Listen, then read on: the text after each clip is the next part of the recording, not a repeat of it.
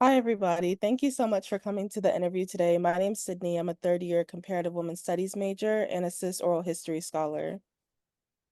Hello, everyone. I am Delise Patterson, a first-year psychology major and entrepreneurship minor from South New Jersey, and I am also a cis scholar. Today, we have the pleasure of interviewing the Korean veteran Camilla L. Lowe and the Reverend Burton Lowe. So we're going to start by reading their bio to honor their accomplishments and amazing work throughout their lifetime. There's only one. Okay.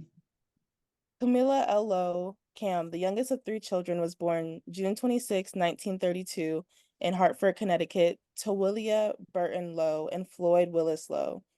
Her older brothers are Burton C. and Willis Bay Lowe. She graduated from Hartford Public High School in 1951, and she was a member of Mount Calvary Baptist Church, and her grandmother, Melinda Lowe, was the first mother of Mount Calvary's Mother Board. After graduation, Camilla worked as a gift wrapper at G. Fox, a major department store in Hartford, Connecticut, and in 1952 as a mail clerk for her Southern New England telephone company. Cam's plan was to join the Army. However, because of her high test scores, she was selected for the United States Air Force. Camilla entered the Air Force in 1952 during the Korean conflict, 5 years after the Air Force had become an independent branch separate from the Army.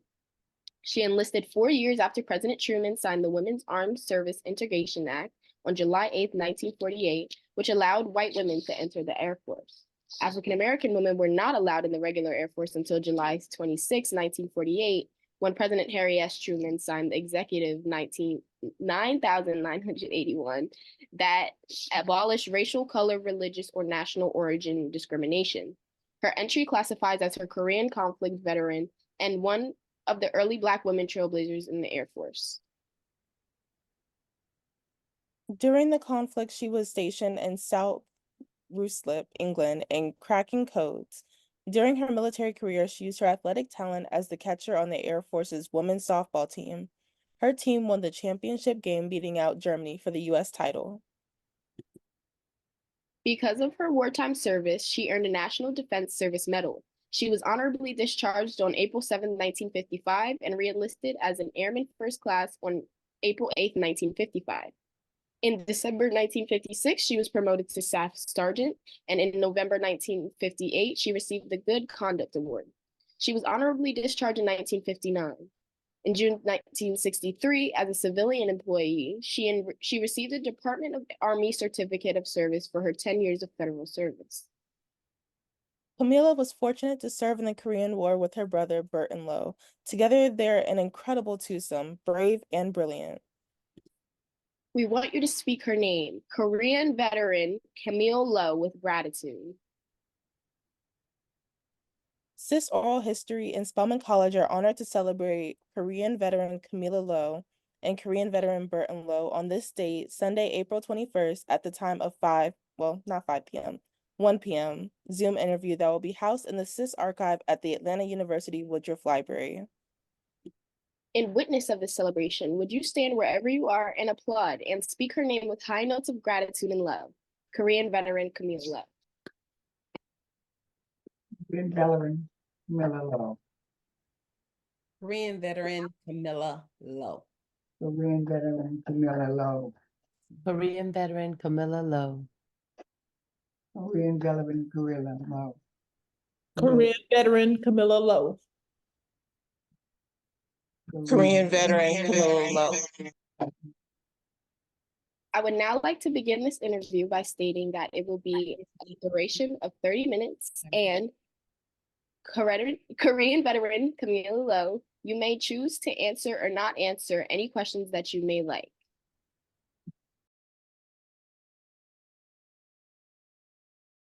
Staff Sergeant Camilla Lowe joined the U.S. Air Force as an early Black woman trailblazer in 1951 during the Korean War. a few years after President Truman signed the Women's Armed Services Integration Act, followed by the signing of Executive Order 9981, which abolished segregation in the U.S. Armed Forces. Lowe was stationed in England, performing a complex assignment of cracking enemy codes.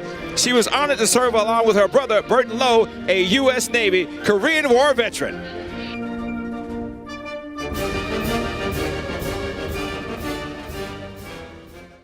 That is amazing, and congratulations.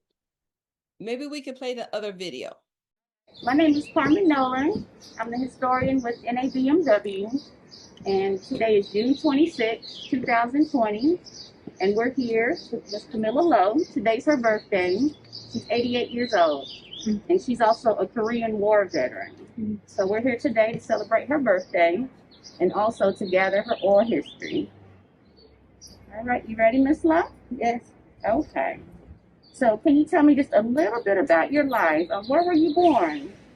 Hartford, Connecticut. Okay. And your parents, what did they do for a living? My mother was a housewife. And do you remember what made you decide to join the Air Force? I was supposed to go to the Army, but I guess they needed more people. My mother said no, she can go. She'll be all right. Well, tell them about how you got there, though. How I got there? Yeah, how you got selected to be there, what they did.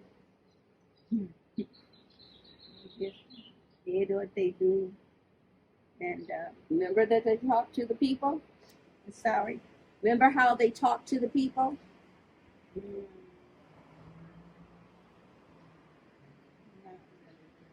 Remember that you told me that they talked to the people at the church and in the community? Oh, yeah. Well, is it recruiting? Did they have somebody come out and talk to you about joining? No, they didn't. It was just, guess they needed more people for the Air Force. That's what it was. They needed more people for the Air Force. Okay. And I guess I was the chosen one. Okay.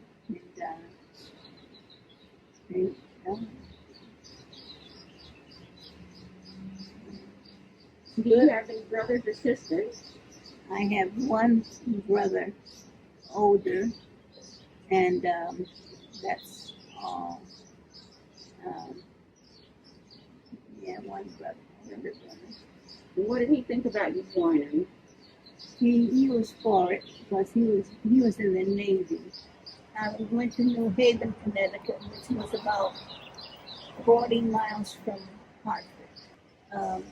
From there, I went to Lackland Air Force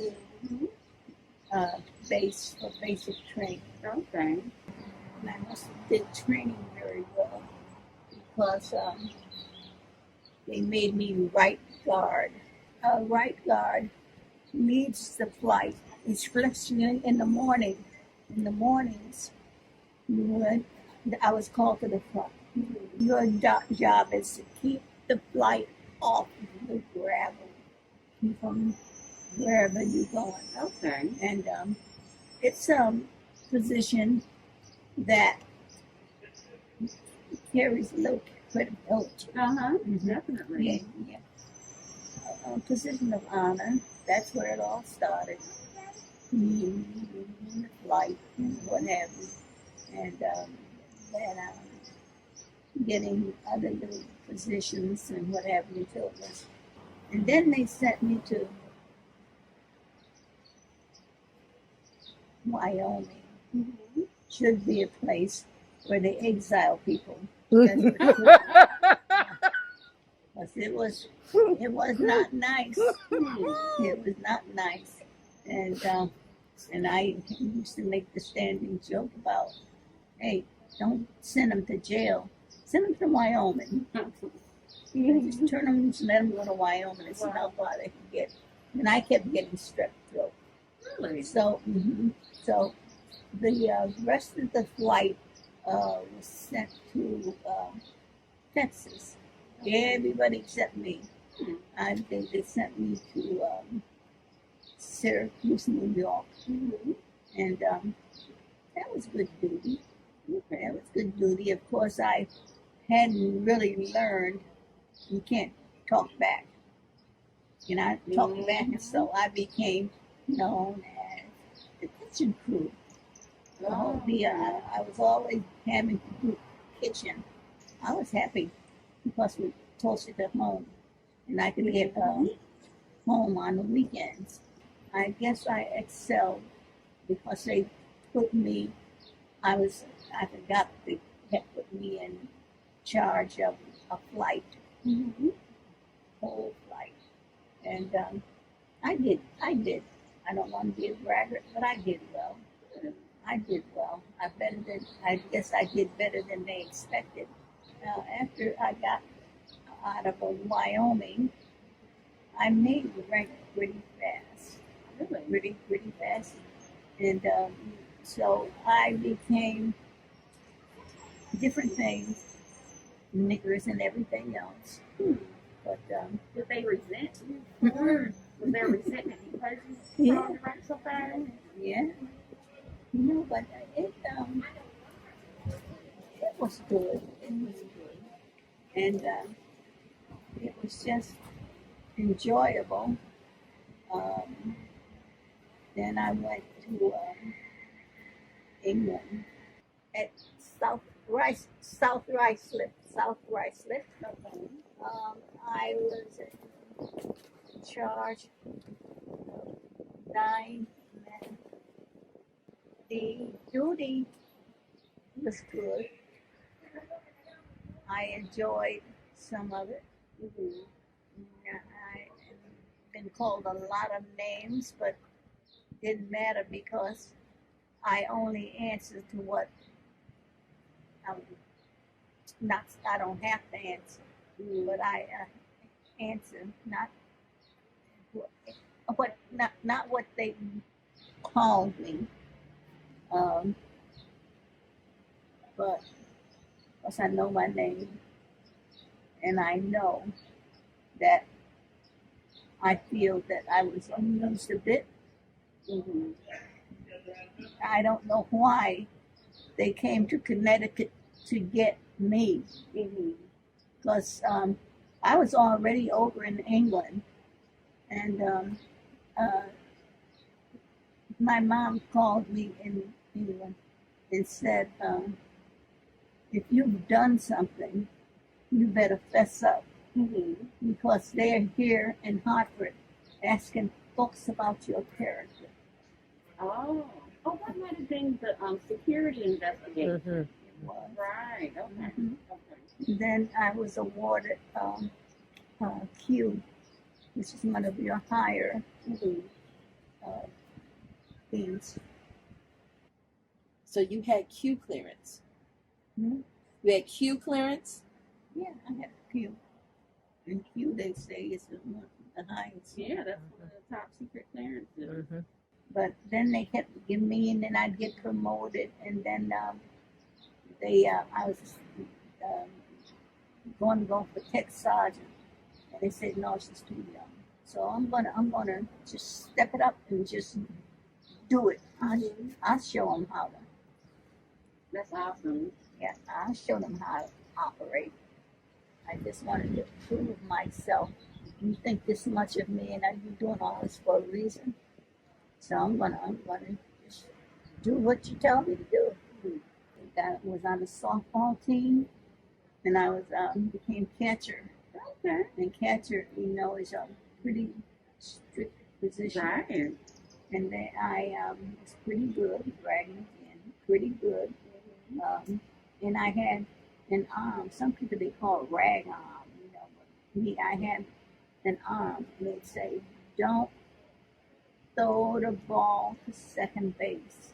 If someone like stealing a base, you don't throw it down there because you're not gonna make it. She has an arm on her. I mean, she has an arm on her. And then I played basketball also. Really? And with the hardwood floors, It's taken years, but those hard boys are now laughing. Oh, so, but it's okay. And softball came. We played ball against a team in Germany in the championship. We beat them. Wow. We beat them. And my aunt, who was a domestic worker, to a man named Art McGinley. He wrote me up in the newspaper. Hartford girl plays in German tournament. Her team wins or something like that. So it had its good points and bad points. I would like to have been stationed in Germany.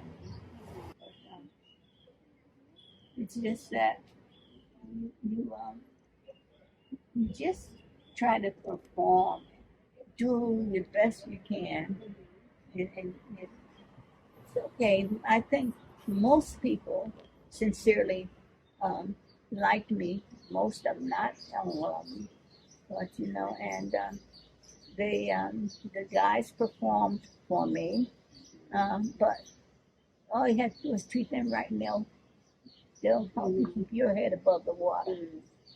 Some of the men were resentful. Young black woman out here, and they made her boss, and so it was a good position. I was sent to San Francisco. Okay. To a little place called Nevada, California. Okay. And they called it the playground of the Air Force. Wonderful duty with civilians. All the civilians. They didn't want to give them overtime. So I got to do all the overtimes, and I got to do all the holidays because they didn't want to pay them. And so, but it was okay. I weathered that too. Then I said, but I know how to get them. I'm going to get out. I was almost time for me to get out of the Air Force, and I said, I'm just going to punish them. I'm just going to get out of here, And I did, and it was kind of one of the biggest mistakes I made in this service. I should have stayed in, got my retirement and all that, but I punished them real good. But it didn't work. I remember in the Air Force going to Ramstein, Germany. Okay. I've been to Festival of the Tulips in Holland.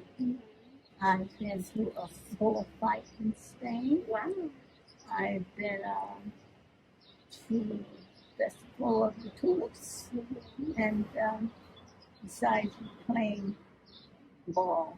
So those are some of your best times. So, and how did leadership treat you? How's your superiors? They did okay, right by me. It's just that sometimes you just get weary.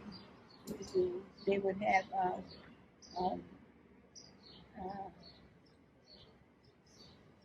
sometimes they'd wake up 3 or 4 o'clock in the morning to see if you are ready to perform.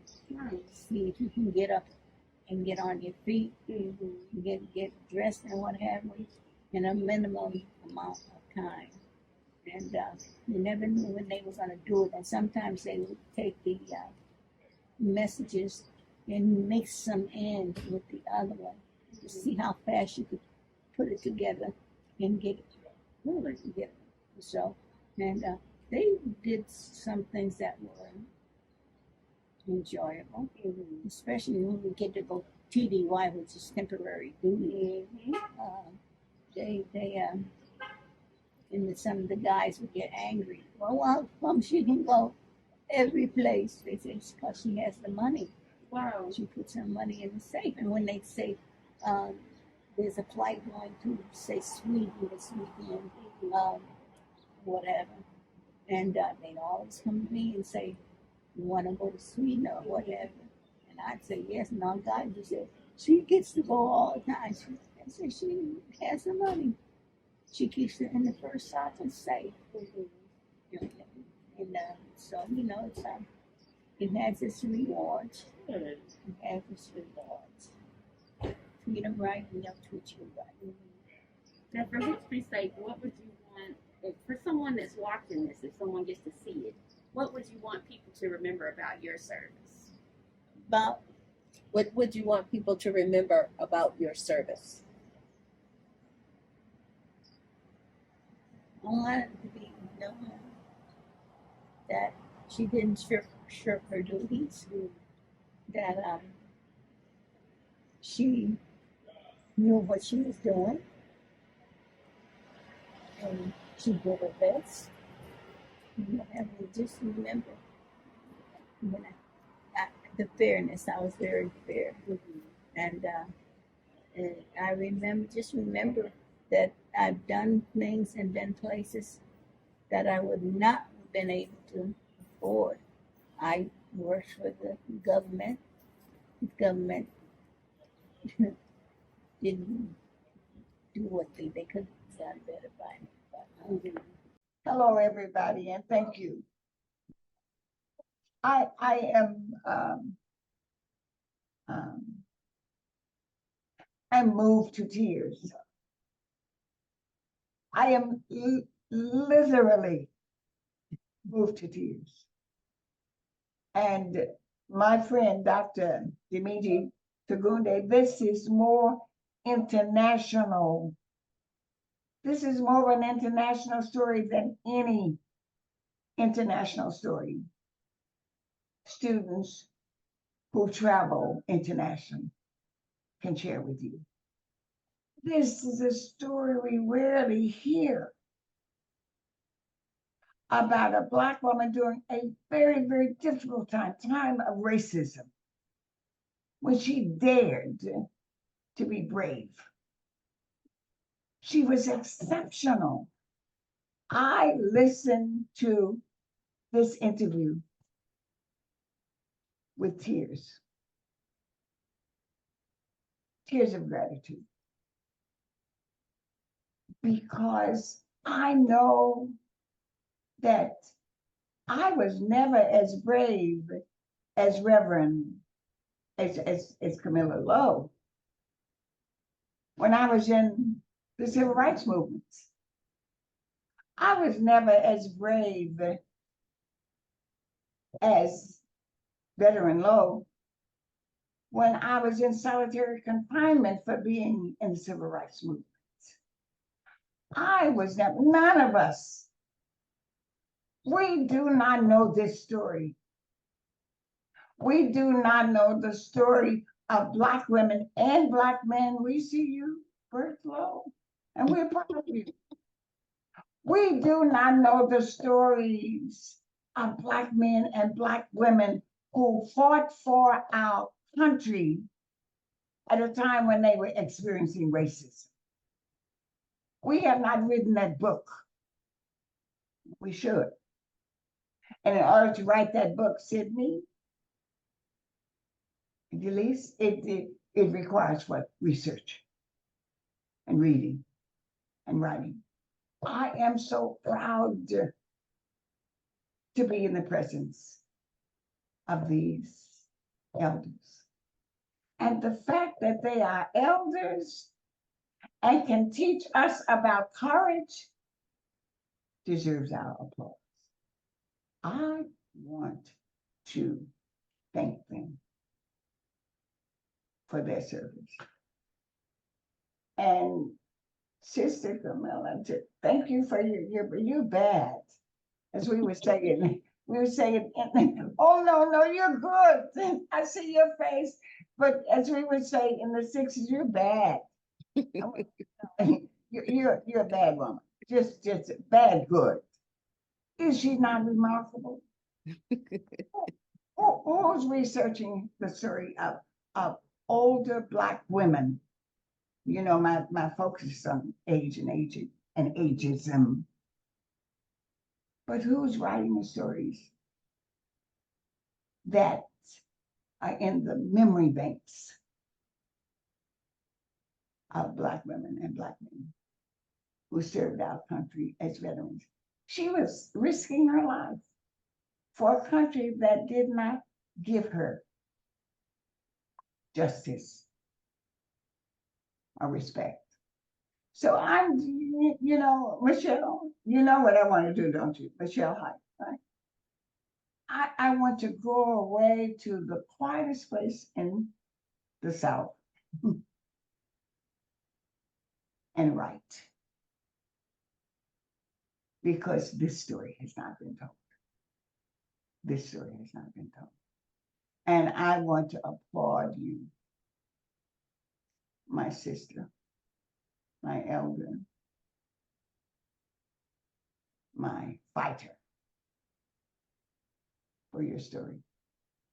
And Bert Lowe for your courage and your story as well. So I'm just going to shut up before I go into a religious dance. Dance. Yes. Okay. So hi, Alyasha. So glad that you could come. And Dimitri, did you hear what I said, Dimitri, about the international experience? This is international. She's been everywhere. And everywhere she went, she dealt with racism. And she tells you the story. Remarkable. Remarkable. At what age? What is your age? How old are you? Yeah. How old? 91? You are the most remarkable 91. I'm almost there. And may I be as remarkable as you are when I get there. So I just wanted to share that with you. She's an international story, Dimitri. She's been everywhere. And she talks about the places to which she's been, to where she served, and what she's done. Remarkable. And I'm talking too much. I know, City, I'm talking too much. And as a teacher of English, I'm excited about her words and language. She just reaches up and she has the right word. She reaches to the left and she said, no, I'm going to choose another word. I mean, remarkable. This is a celebration for me. And whenever I'm in the presence of an elder, I know there's something I need to learn that I can't learn until I hear the stories of elders. So I'm going to shut up. Alyasha, thank you for coming. And so can we witness, as they say in the old church, can we, as if I go to church, can we witness? Are there any stories anyone want to share?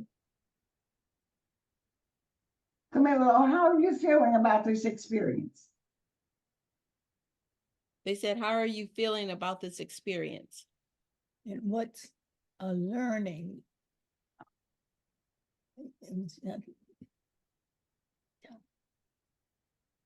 Oh, she wants me to tell you.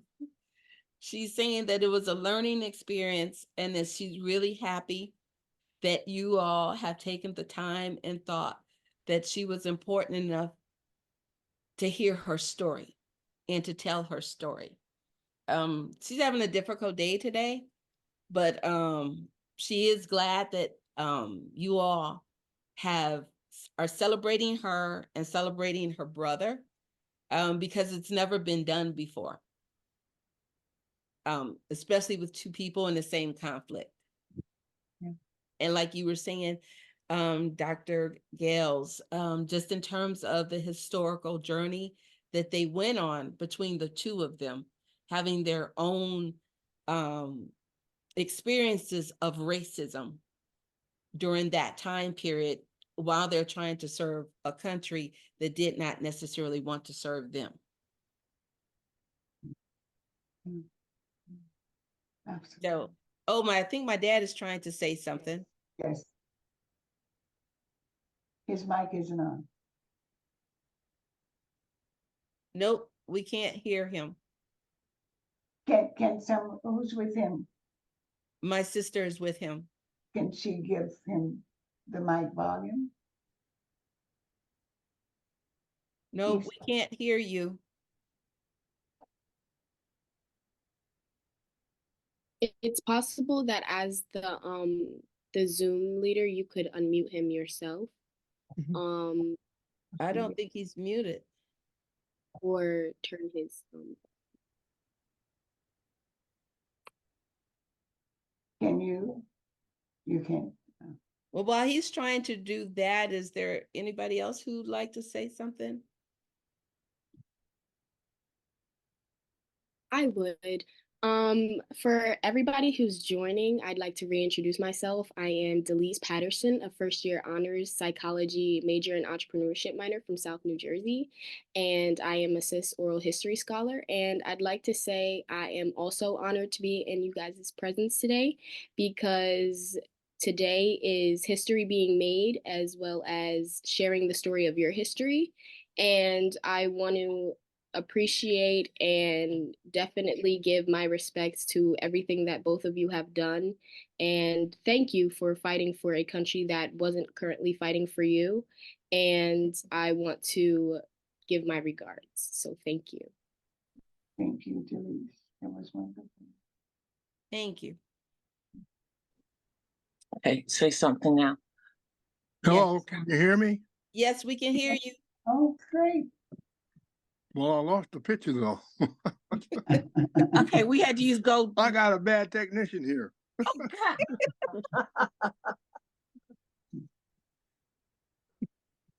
Well, I'm glad you all are honoring my sister, honestly. I really appreciate it. Do you have any questions for me? Oh, we were honoring you also. We have questions for you. Oh, Delise? I do, in fact, have questions for you. My first question to you would be for you to tell us the story about how you wanted to be a pilot and how you were denied that opportunity. I didn't have enough teeth. At that time, you had to have all your teeth. Oh, my goodness. So I ended up in the Navy. Yes, that was my second question for you, about why you chose the Navy, or was there anything specific that led you to that other than not having enough? Oh, it's a long story. But anyway, when I was in high school, I joined the Naval Reserves at 17 years old. And that was about 1947. And when I was in the reserves, I had to report every Thursday down in an LST that we had tied up down in the Connecticut River in Hartford, Connecticut. And I moved to Detroit in 1950 because I couldn't get a job as a junior draftsman in Connecticut. So my cousins who lived here in Detroit told me to come here, and I got hired in a Ford Motor Company in 1950 as soon as I got here. But I also joined the Naval Reserve. Well, like I said, I carry my reserve records here with me. And when the Korean War started, I had worked at Ford for about 9 months, and I got called to active duty. And I ended up over to Mediterranean during the Korean War. I came back in 1950 and continued my apprenticeship at Ford Motor Company. And I ended up teaching education and getting women into the skilled trades and all that kind of stuff. I like to deal with the youth, and I also started what we call the West Side Cubs in Connecticut. I mean, in Detroit. And they're celebrating their 67th birthday this year. You can look that up on your computers also, the West Side Cubs, Detroit, Michigan. And as far as my sister's concerned, we never met while we were in service because I'd go home and she had just left when we was in Connecticut. And I know that while she was overseas, I always heard about her and all the things that she was doing. I know she was playing baseball and she was doing a little bit of everything. She was breaking codes and whatever. But I'm proud of her. She's my baby sister. What? Crying. She's crying. She's Oh, happy. Crying? Yeah, she's happy. You just said that you were proud of her. Well, I am. That's amazing. And congratulations for your story as well. My third and final question for both of you would be, what do you think about it being possible that you guys made history being the first African American military brother and sister to be active in the same war? Very good question. Well, I never thought of it that way, to be honest with you. You all are bringing this forth, and I'm just happy to be a part of it. I guess it's a rarity when you find something like this, though, because we're both old and gray now. He's laughing. Yeah. old and gray. Well, I'll be 94 years old this year, and she's my baby sister. 94, 95, sir. I don't know how old I'll be. I was born in 1929. I was born in 1929. Figure it out. I don't do high math. Thank you both for everything that you've shared with us today. And I'd like to thank you again for being here. And again, like you said, for coming this far, everything that you worked hard to do, I'm sure it was hard. I'm sure it was scary. And I know that I am honored to have been able to conduct this interview because you guys are making history in the present and made history in your careers. So thank you again. And I'd like to invite everyone to stand and applause wherever you guys are for wherever they have done. And thank you again for coming. Delise, yes. Don't forget the ritual. Oh, I didn't forget the ritual. Okay. Okay. Sydney will be conducting the ritual. Okay. Yes, and I'd like to invite my sister Scholar City to conduct our sessionly ritual. So thank you guys for coming. You're quite welcome. So at the end of each class period, we have a ritual that we conduct where we talk about what we learned from the class, as well as a word to describe how we feel or an emotion to describe how we feel. So I can go first to give a demonstration, and then I invite everyone else to join in. I would say I feel probably enlightened. Just I enjoy hearing other people's perspectives. So it was nice to hear about your experience serving in the military, especially with multiple people in my family who are in the military. So it was interesting to hear your perspective and just the challenges and triumphs you had throughout your career. I think my word would be, for lack of one word, I would like to say in awe, because I am in awe of everything that both of you have done, and the fact that you did it together is just amazing.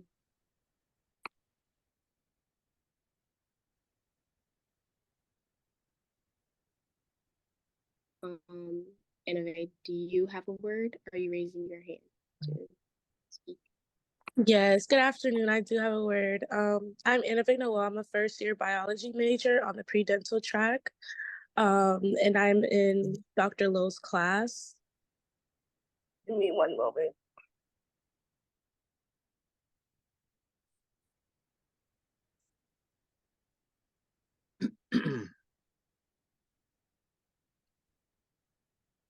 I'm in Dr. Lowe's class, and I actually had the pleasure of meeting her aunt. Oh no, actually, I did not have the pleasure of meeting her aunt in person.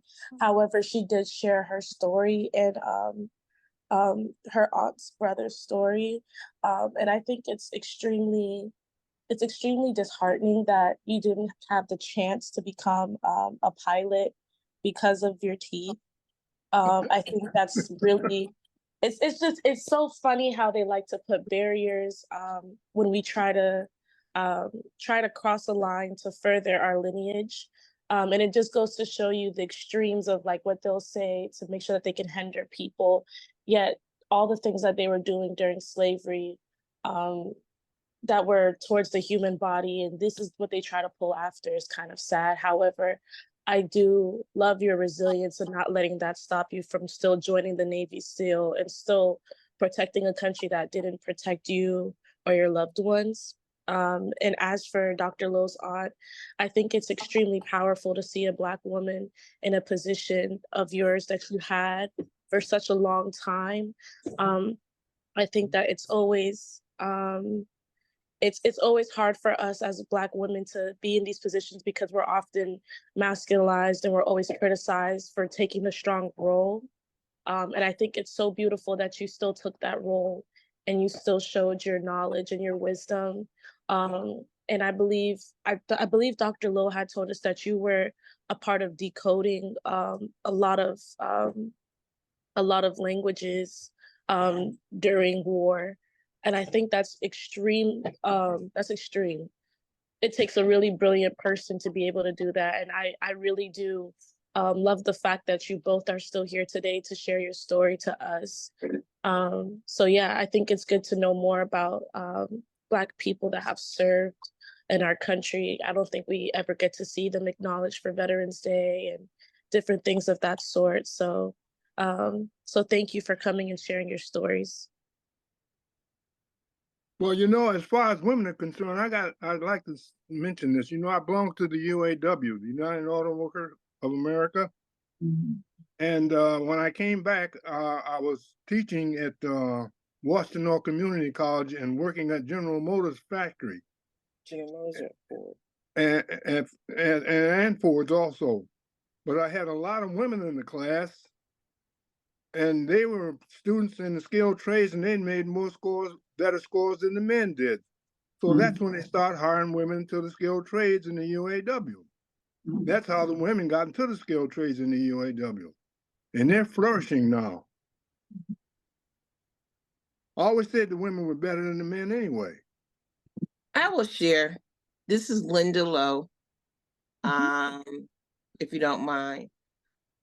It's interesting when you've grown up with a father and an aunt and you just consider them your father and your aunt.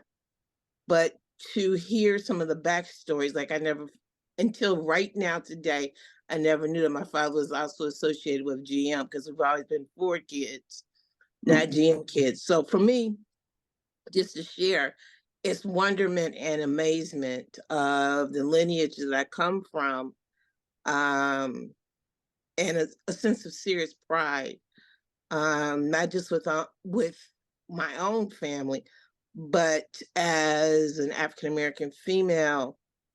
And we're still committing first in 2024. And I will leave it like that. We will continue to do first. It is what it is, and we've got to make the best of it, or otherwise we'd be crazy. And we have made the best of it, and hope we continue to flourish. And with that, I'm going to say thank you for the opportunity. I am generally a pretty good IT person. I don't know what's going on today with his equipment, but Dad and Auntie, I'm proud of you both. Thank you. Hi. I'm in Dr. Lowe's class for ADW, but without ADW, you wouldn't hear this much about Black history and all these achievements and just betterment for our community, because we are usually,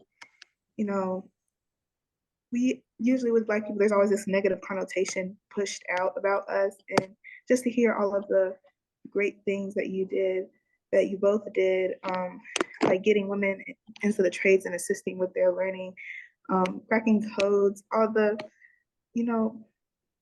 great things that you did, and all the great history that you displayed was just very astounding. And I really appreciate the time you all took and the detail that you all went into. So thank you. And then you have Brenda Obi. Good afternoon, you guys. My name is Brenda Obi. I'm a first year health science major from Atlanta, Georgia. And I would love to just, my word would probably be inspiration and just interested, because I'm also in Dr. Lowe class for ADW, and she talks about her uncle, aunties a lot, and it's great. It's like I love hearing the fact from everyone in like real time, and finding it crazy how you guys went through all this things, and I'm very interested in the story. Thank you.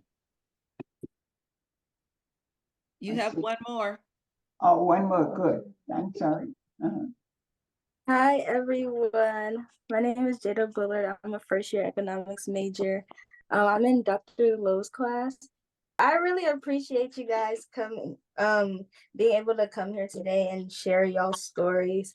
I'm very appreciative of it because, like Deja said, like we do not get to hear a lot about our history, and also being able to finally see y'all after Dr. Lowe talking about y'all in her class is just very amazing to me, and it's very nice to meet y'all. I'd like to officially end this interview right on time. I'd like to thank veteran Camilla Lowe and veteran Burt Lowe for coming out today, and thank you for gracing us with your presence.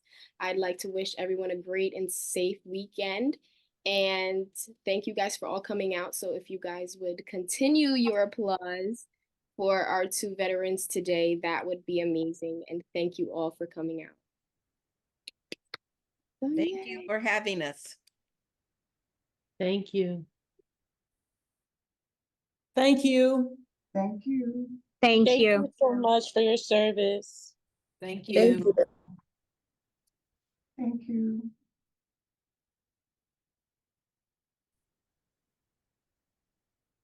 Thank Good you luck. all for coming and your support, and again for selecting my aunt as well as my father, because their stories do need to be told and I guess canonized or archived into the library for others to really understand that time period, because the stories are not told.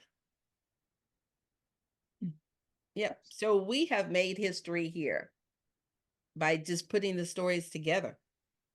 We have contributed to history in a different kind of way, but a definitely needed way to preserve our history, because much of it has been lost. So thank you again. Thank you. Thank you. Thank you, Dan. And Thank you you. all did a great job. Yeah, you did. Young scholars, young Spelman scholars, you did a great job. And thank you, Gino, for being here. And thank you, Dan, for your support. And thank you, everyone, for loving our veterans. And so, young scholars, it's time for you to do research and to write books that will explain what happened today. Bye. Thank you. Thank you. Have a great night. Thank you. Thank you, Gilo. Bye-bye. Thank you. Bye.